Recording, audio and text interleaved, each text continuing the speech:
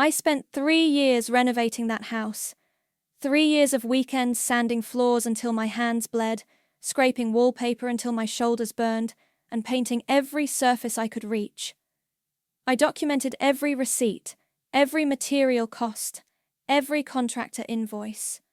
Not because I'm obsessive, though my sister Evangeline loves to call me that, but because somewhere deep down, I knew this day would come. My name is Natalie, and I just filed a mechanic's lien against my family's home. Pass the potatoes, dear. Mum's voice drips with artificial sweetness, the kind she reserves for company dinners. Except tonight, it's just us. Mum, Dad, Evangeline, and her fiancé Guillermo. I slide the dish across our restored oak table, the one I spent 2 weeks refinishing myself. The table looks gorgeous in this light, I say, fishing for at least one acknowledgement of my work. Oh yes, the dining room has such potential for the wedding reception, Evangeline gushes, completely missing my point. Guillermo and I were thinking of putting the cake table right here. I freeze mid-bite. Wedding reception? Dad clears his throat, setting down his fork with that familiar look, the one that says he's about to deliver news he knows I won't like. That's actually why we wanted to have dinner together tonight. Your mother and I have made a decision about the house.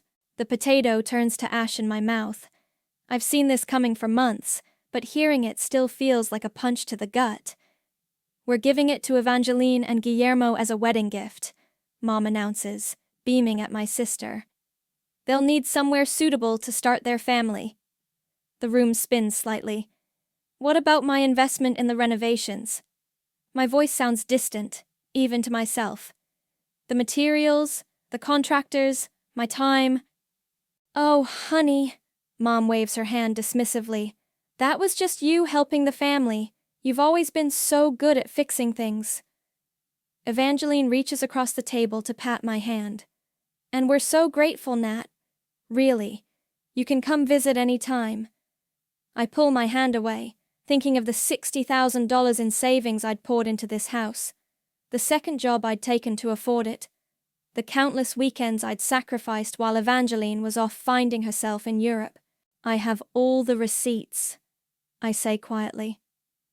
Dad's fork clatters against his plate. Now, Natalie, you know how we feel about paperwork between family members. Loyalty matters more than receipts.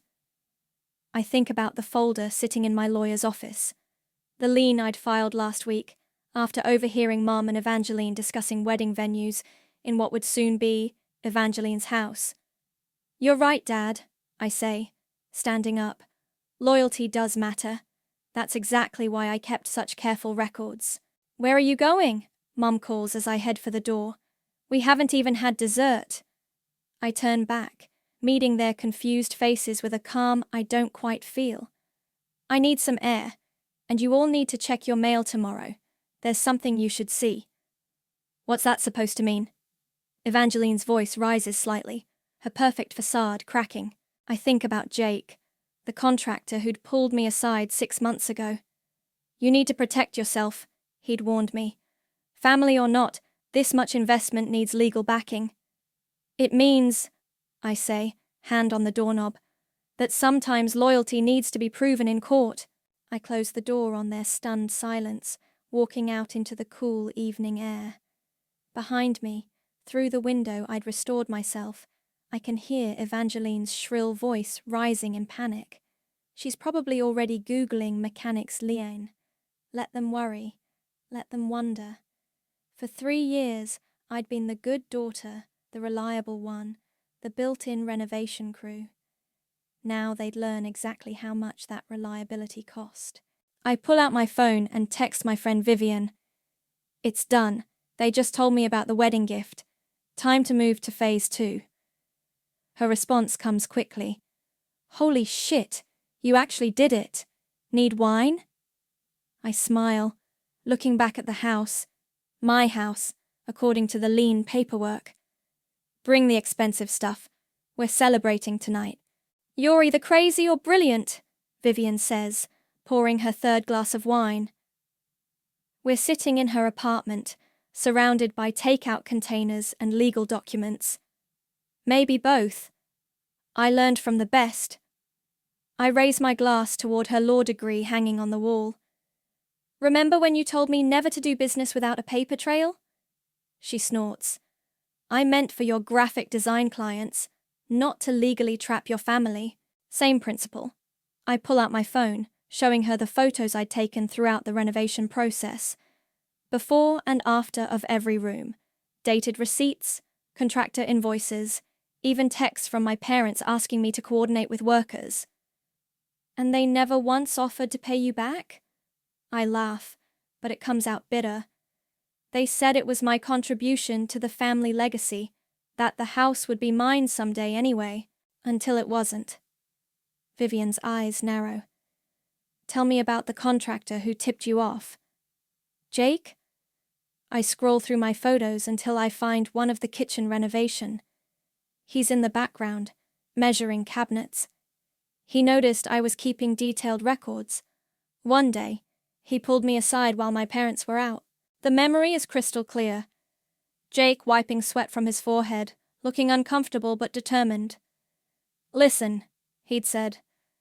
I've seen this before. Family renovations get messy without legal protection. You've put too much into this house to not have backup. Smart guy, Vivian comments, reaching for another spring roll. He gave me his lawyer's card that day. Bo Wilkinson. I pull the worn business card from my wallet. Bo helped me file the lien quietly, weeks ago. We've just been waiting. My phone buzzes. A text from Evangeline. What the hell did you do? Mom's hysterical. Ignore it, Vivian advises, reading over my shoulder. Let them stew. When did Bo send the default notice? This morning, certified mail. I check my watch.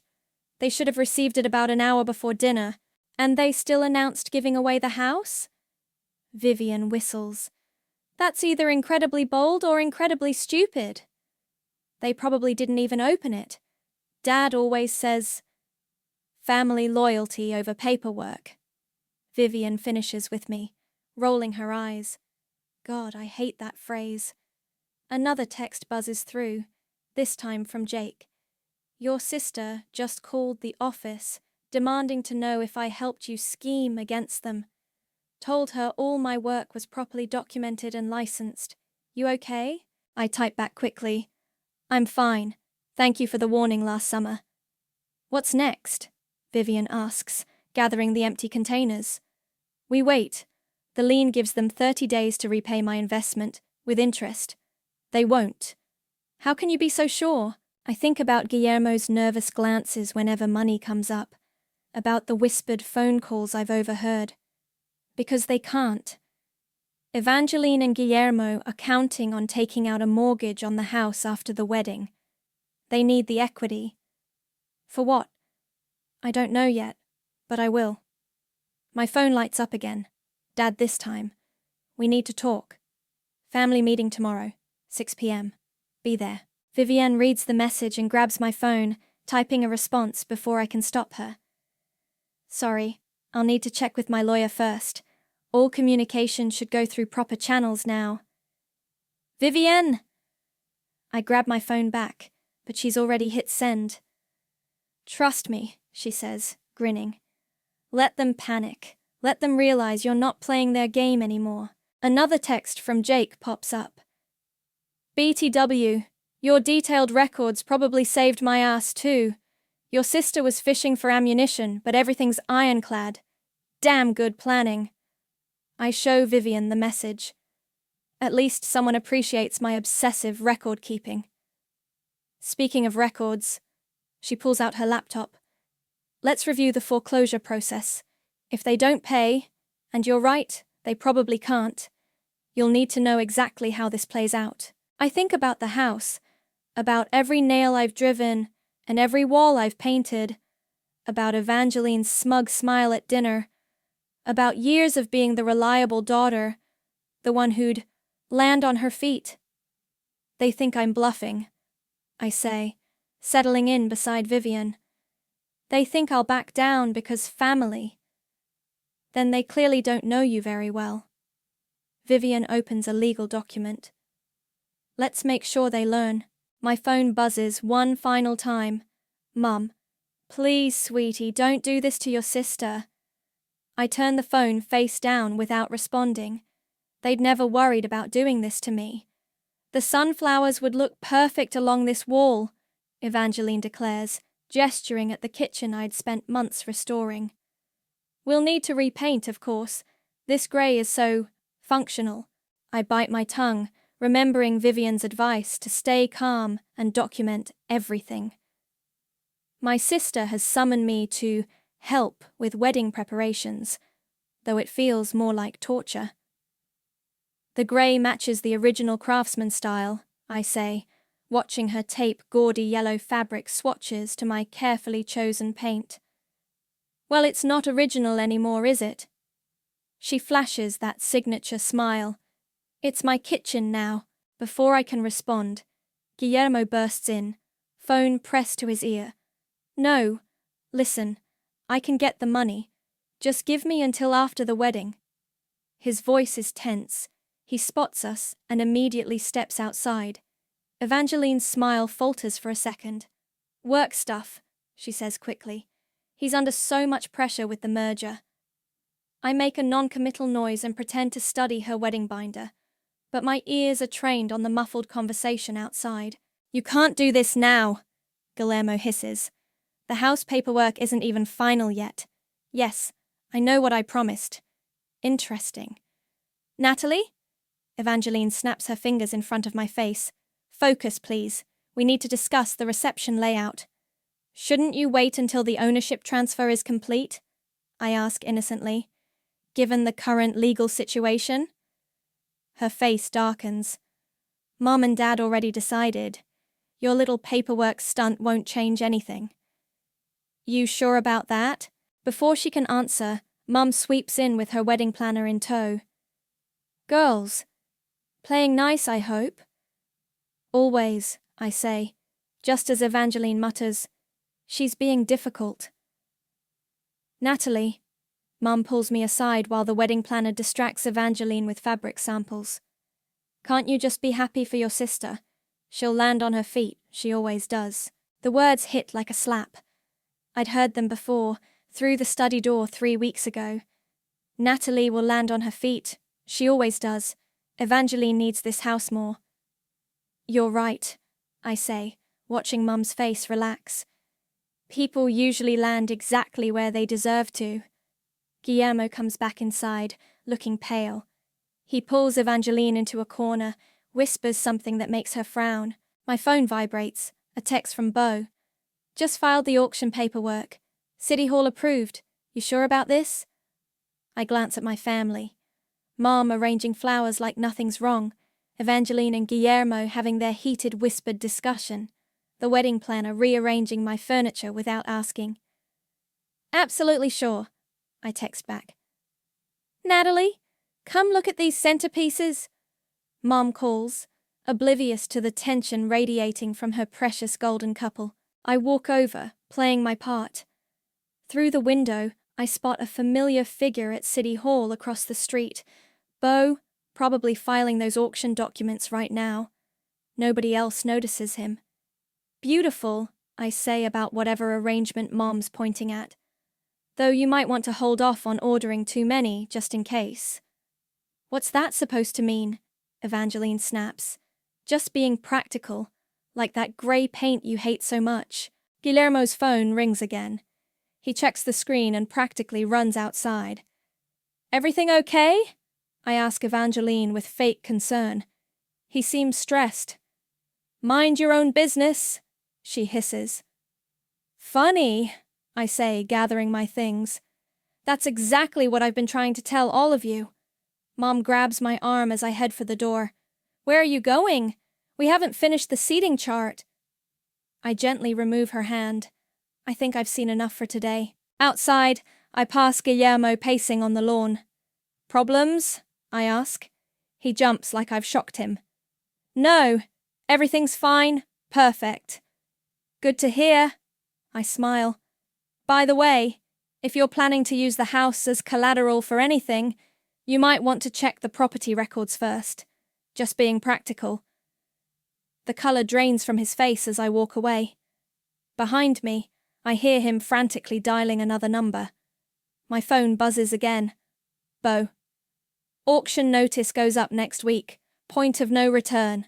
I look back at the house, at Evangeline ripping down her yellow swatches in frustration, at Mom fussing with flowers, at Guillermo's panicked pacing. Good, I text back. Let's see who lands on their feet this time. The property records office smells like old paper and broken dreams. I stand at the counter, staring at the newly filed deed. There it is in black and white. My childhood home, officially transferred to Evangeline and Guillermo. Anything else I can help you with? The clerk asks. No, I say, but I take a photo of the document with my phone. This is exactly what I needed to see. That night, I can't sleep. I find myself walking the perimeter of the house, touching walls I'd stripped and repainted, windows I'd restored. Every inch holds a memory. My phone buzzes. Vivian. You okay? Saw the transfer went through. I'm fine, I text back. Just saying goodbye. Don't get sentimental now. Remember why you're doing this. But sentiment finds me anyway. In the garden, where I'd planted Mom's favorite roses while she criticized my technique. The porch steps I'd rebuilt after Dad insisted he could fix them himself and nearly broke his ankle. The kitchen window where I'd stand washing dishes, watching Evangeline charm every boy in the neighborhood. A car pulls up, speaking of charm. Guillermo steps out, looking haunted in the streetlight. Natalie? He sounds surprised to see me. What are you doing here? Just walking. It's still a free country. I gesture at his briefcase. Working late? He clutches it tighter. Had some papers to review. His eyes dart around nervously. Listen, about the house. Congratulations, I cut in. I saw the deed transfer today. Right, yes, thank you. He shifts uncomfortably. Actually, I wanted to thank you. For all your work on the renovations, it really increased the property's value. Funny you should mention value. Before he can respond, headlights flood the street. A small convoy arrives. Evangeline's bridal shower guests. My sister emerges from the lead car, already frowning at finding me there. What's going on? She demands. Just congratulating Guillermo on the house, I say sweetly. Discussing property values. Her eyes narrow. The shower guests are early. Don't you need to get ready? I'm not actually part of the bridal shower, but Mom insisted I help serve. Because of course she did. Inside, Evangeline's maid of honor, Roslyn, immediately puts me to work arranging cheese plates. Try not to mess anything up, she stage whispers to another bridesmaid. You know how she is with nice things. I slice brie with surgical precision, remembering how I'd replaced these very countertops. Actually, I'm quite good with valuable things. Ask my lawyer. The party moves to the living room, my living room, where I'd spent weeks stripping ancient wallpaper. Evangeline holds court on the window seat I'd rebuilt, opening gifts and gushing about their house. The kitchen is getting a complete makeover, she announces. That dreary grey has to go. But it's so well done, one guest protests. Very professional. Oh, Natalie did it, Roslyn dismisses. It's not like we hired someone. I slip into the kitchen, gripping the counter until my knuckles turn white. Through the door, I hear Guillermo on another tense phone call. The equity will be there, he's saying. Once we're married? No, you don't understand. I need more time. I text Jake. Remember when you said document everything? He responds immediately.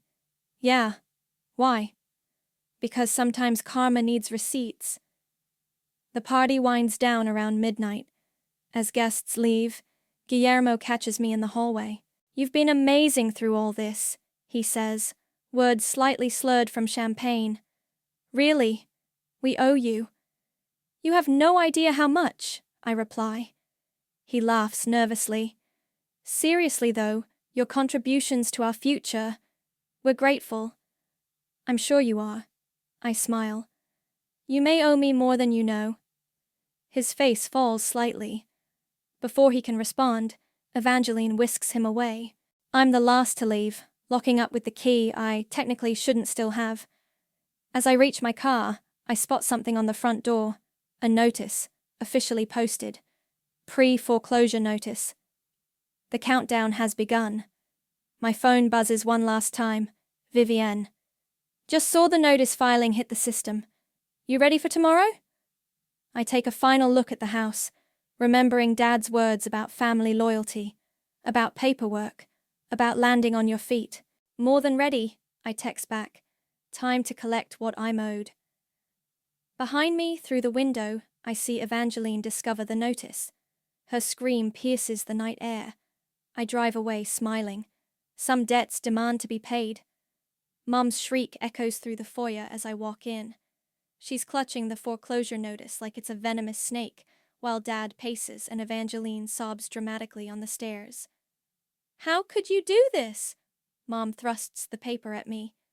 To your own sister? Technically, I'm doing it to my investment property, I say calmly. The one I have $60,000 in receipts for. I'll sue you, Evangeline spits, mascara running down her face. I'll destroy you. With what lawyer? I ask. The ones who already reviewed my documentation and called it ironclad? Dad stops pacing. This isn't how family handles things, Natalie. Really? Because giving away someone's investment without their consent seems pretty unfamiliar to me, too. The front door bangs open, and Guillermo rushes in, looking like he hasn't slept. I just got off the phone with my bank. They're pulling out of the loan. What? Evangeline's voice rises to a shriek. But we need that money. They won't approve a mortgage on a property with a pending foreclosure, he says, shooting me a desperate look. Natalie, please. You don't understand what's at stake. Actually, I do. I pull out my phone, showing them the screenshots I'd gathered. Online gambling debts are public record, Guillermo. So are tax liens. The color drains from his face. Evangeline stands up slowly. What is she talking about? He needed the house's equity to cover some obligations, I explain. About $200,000 worth, by my count. You checked up on my fiancé? Evangeline shrieks. No, I checked up on the people trying to steal my investment. Big difference. My phone buzzes. A text from Jake. Damn. Remind me not to ever cross you. Dad steps forward, hands raised placatingly. Look, we can work something out. A payment plan. I already offered that, I cut in. The lien gave you 30 days to repay my investment. You ignored it. Because it's ridiculous, Mum explodes. You're family.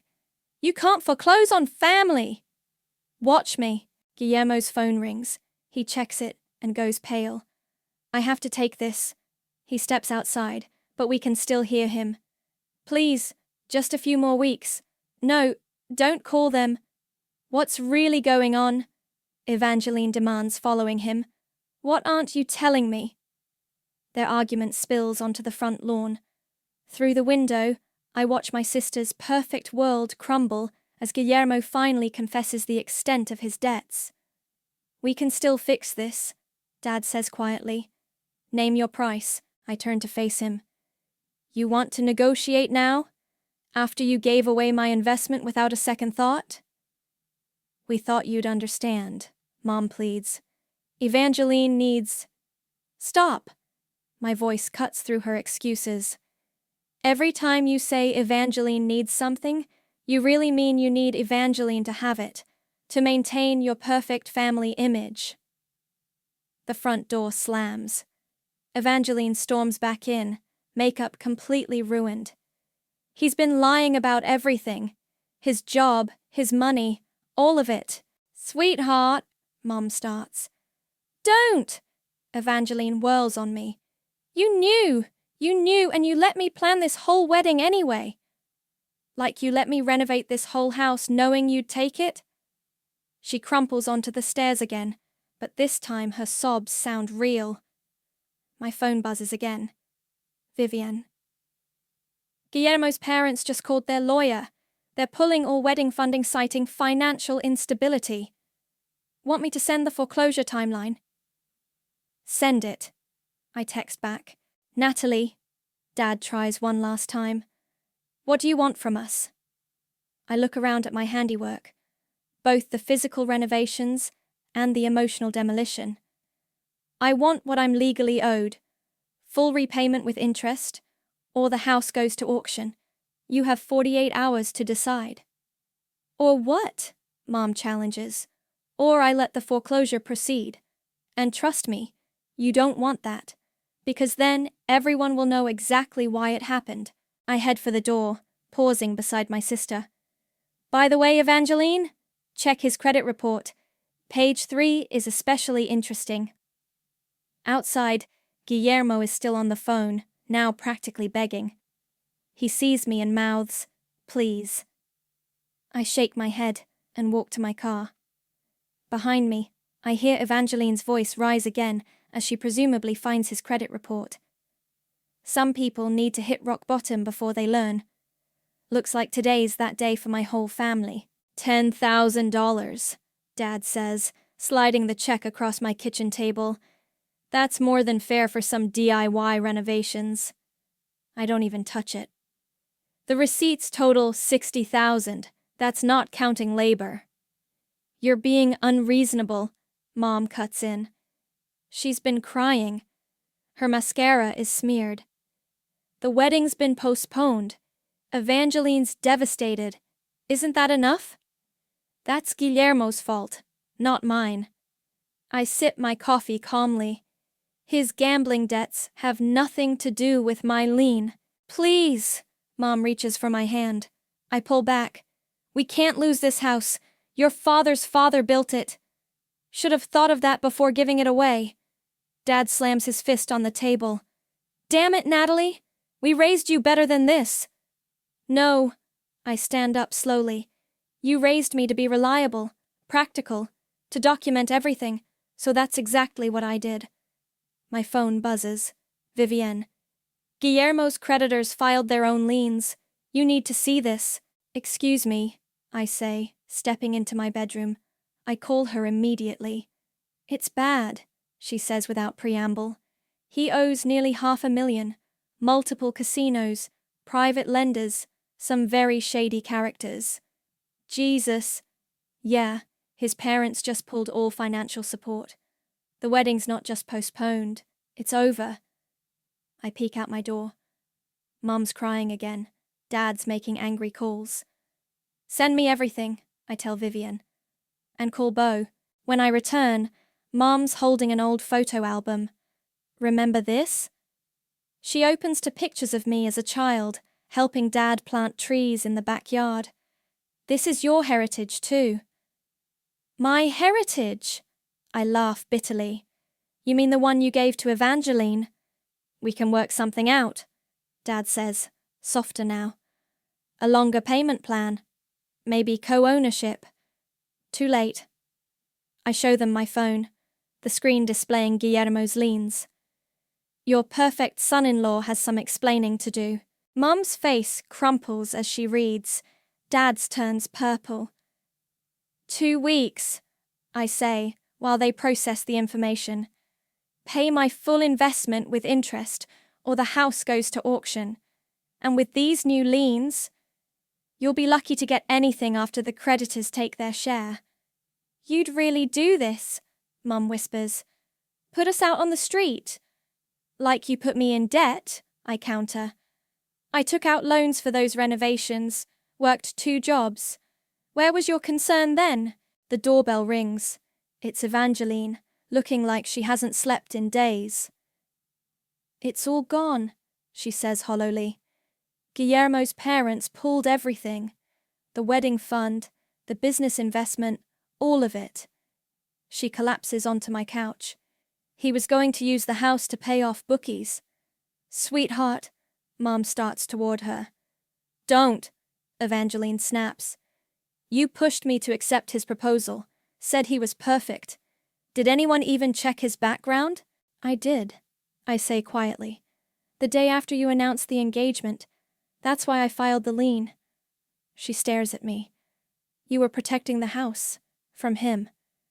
I was protecting my investment. From all of you. Dad's phone rings. It's his bank. From his expression, the news isn't good. The auction notice is public record now, I tell them. Every creditor Guillermo owes is filing claims. Even if you could pay me off, you'd still lose the house to them. There has to be a way, Mom pleads. I walk to my office, returning with a stack of photos, me stripping wallpaper, installing cabinets, working alongside Jake and other contractors, 3 years of work captured in images. There was a way, I say, dropping them on the table. You could have treated me like family instead of free labor. I take the old photo album, find the picture of me planting trees with Dad. Strike a match, light the corner. Natalie, no!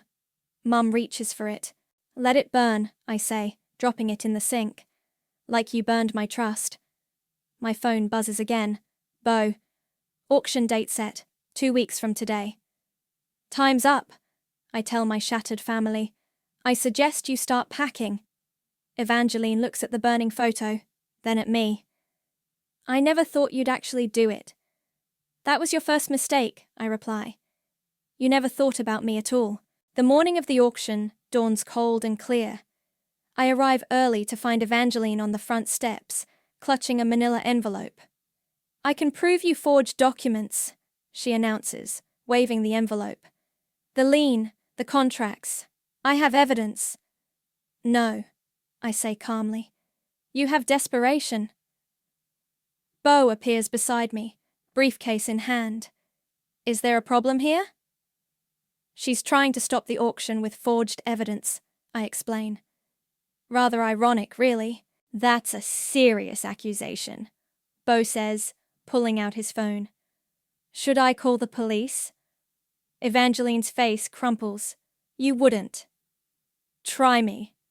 She drops the envelope and flees to her car just as the first potential buyers arrive. Real estate investors, contractors, and curious neighbors file into the house. Mom and Dad are nowhere to be seen. Your sister's stunt could have backfired badly, Bo mutters, as we follow the crowd inside. She learned from the best, I reply. Too bad she didn't learn well enough. The auctioneer sets up in the living room. My living room, where I'd spent countless hours restoring the original hardwood floors. Potential buyers wander through the house, making notes and whispering estimates. Beautiful craftsmanship, one contractor comments, running his hand along the kitchen cabinets. Professional grade work. Thank you, I say. I did it myself. He raises an eyebrow. Really? Would you be interested in some contract work? Before I can respond, commotion erupts at the front door. Guillermo bursts in, wild-eyed and disheveled. Stop the auction, he shouts. I have rights. I'm the legal owner. Former owner, Bo corrects, nodding to security. And you're trespassing. As they escort him out, I hear him begging someone on his phone. Just give me one more chance. I can get the money. The auctioneer calls everyone to attention. Ladies and gentlemen, we're here to auction property pursuant to foreclosure proceedings. My phone buzzes. Vivian. In position with the trust paperwork. Ready when you are. I text back. Wait for my signal. The bidding starts. Numbers fly back and forth, each higher than the last. The contractor who admired my work is particularly aggressive, driving the price well above market value. Then a familiar voice cuts through the crowd. Stop this madness! Mum storms in, Dad trailing behind her. This is our family home. You can't just sell it to strangers. Actually, Bo interjects smoothly, that's exactly what's happening, unless you have the full payment ready. Dad's face falls. We all know they don't. The bidding continues. Mum sinks into a chair, watching helplessly as strangers compete for her home. Dad stands by the window, rigid with anger or grief, maybe both. Finally, the contractor makes a bid no one challenges. The auctioneer raises his gavel. Going once. I nod to Vivian in the back. Going twice. She steps forward, holding up a document. I have a competing bid. The contractor frowns. From whom? The Evergreen Family Trust, Vivian announces clearly. A bid matching the current offer, plus $10,000. The room erupts in murmurs. Mum's head snaps up. The trust's paperwork is in order, Bo confirms, examining the documents, and the funds are verified. Going once? The auctioneer starts again. The contractor shakes his head, stepping back. Going twice. Mom stands up, realization dawning on her face. Sold. To the Evergreen Family Trust. I step forward, taking the paperwork from Vivian. Thank you, everyone. The property has been successfully transferred. You? Dad's voice cracks. You bought it? Through a trust I set up months ago, I confirm. Legal, binding, and completely protected from future family gifts. But Mum looks lost. Where did you get the money? I sold my renovation services to other properties while working on this one, I explain. Invested every penny. The contractor who just bid against me. He's been my client for 2 years. The crowd disperses, leaving just my family and my team. Mom's crying again, but these tears seem different. You planned this whole thing, Dad says slowly. From the beginning. No, I correct him. I planned for this from the moment you taught me that family loyalty means nothing without paperwork to back it up. I turn to Bo and Vivian. Let's finish the transfer documents. I have renovations to plan. Behind me, I hear Mom whisper to Dad. We did this. We taught her too well. Yes, they did. And now they get to live with the results. The moving truck pulls away, leaving Mom and Dad standing in their new rental condo's driveway. They'd taken what furniture they could prove they'd purchased themselves. It wasn't much. Need help unpacking? I ask, not really expecting them to accept. How can you be so calm about this? Mum's voice breaks. This isn't you, Natalie. Actually, it is. You just never noticed. My phone buzzes. Jake. Finished the estimate for your art studio renovation. When do you want to start? Tomorrow. I text back. The sooner the better. Dad clears his throat. We got a call from Evangeline this morning. She's filing charges against Guillermo for fraud. Smart girl. Finally. She asked about you, Mom says hesitantly. Asked if you'd help her with the legal paperwork. I laugh. Of course she did. Tell her my lawyer charges $400 an hour. Walking back to my car, I hear Mom call out, Will you at least keep the house in the family? I turn back. I am the family. That's what you never understood.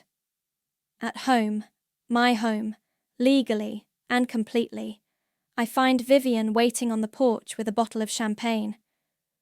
Got something to show you, she says, following me inside. She pulls out her tablet, displaying a news article. Guillermo just got arrested. Turns out those gambling debts weren't his only problem. Let me guess. Investment fraud? Ponzi scheme. He was using new investors' money to pay off old debts, including the money he planned to get from mortgaging this house. I pour the champagne. To karma. To receipts, she counters. Much more reliable.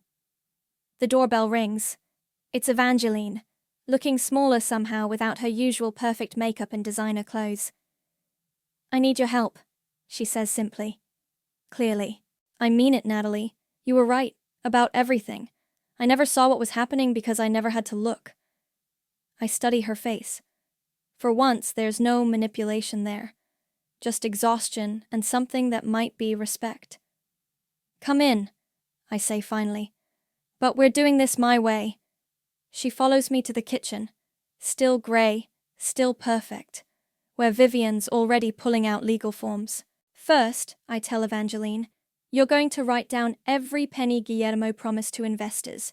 Then we're going to document exactly how he planned to use this house to cover his tracks. Why? She asks, but she's already reaching for a pen. Because karma isn't enough. You need evidence. My phone buzzes again.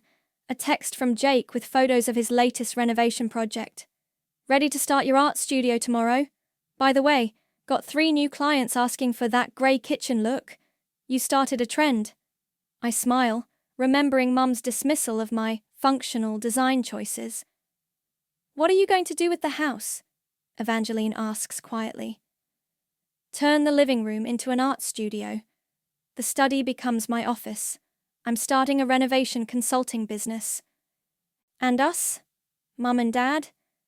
They can visit, I say, watching her face fall. Once they understand that visiting isn't the same as owning. Vivian sorts through the legal papers. These fraud charges against Guillermo are serious.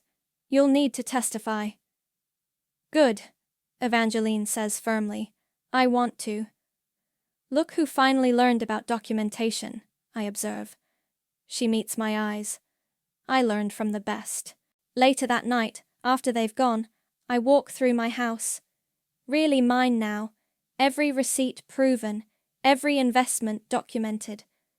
In the kitchen, I find an old photo that slipped behind the refrigerator during the move. Mom, Dad, Evangeline, and me, standing in front of the house years ago. I don't burn this one. Instead, I pin it to my new office wall, right next to the property deed and final auction documents. A reminder that sometimes the best revenge isn't destruction, it's reconstruction on your own terms. My phone lights up one last time. A text from Dad. You were right, about everything. We're sorry we didn't see you. I type back. I know, but now you do. And that's worth every receipt I kept, because sometimes karma needs help. Sometimes justice needs paperwork. And sometimes the quietest daughter is the one you should have watched most carefully all along.